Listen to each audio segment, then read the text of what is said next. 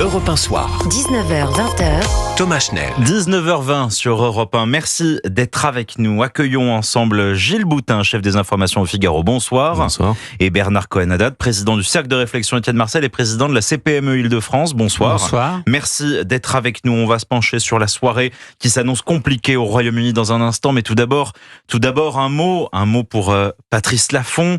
Voilà, il fait partie de ces visages où, quand on le voit, on a immédiatement son nom qui nous vient en tête. Il faisait partie de ces personnalités. Quel souvenir vous garderez de lui, Gilles Boutin ?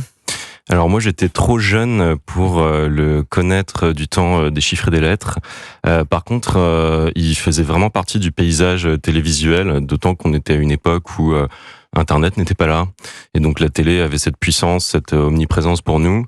Il était donc dans Fort Boyard avec sa bonhomie et puis sa capacité avec son âge et sa tranquillité à emmener tout le monde. C'était extrêmement sympathique.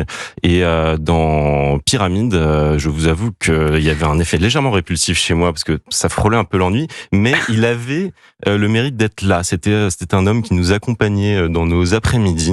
Et je dois dire que oui, sa figure nous manquera. C'était une belle figure de la télévision française. Un visage familier pour vous aussi, Bernard Cohen-Haddad ? Moi, je suis un peu plus âgé que Gilles Boutin quand même. Donc pour moi, Patrice Laffont, c'était un gentleman de la télévision. Je trouvais que c'était un homme qui a toujours été élégant, qui avait un sourire, qui avait de l'humour, qui ne manquait pas,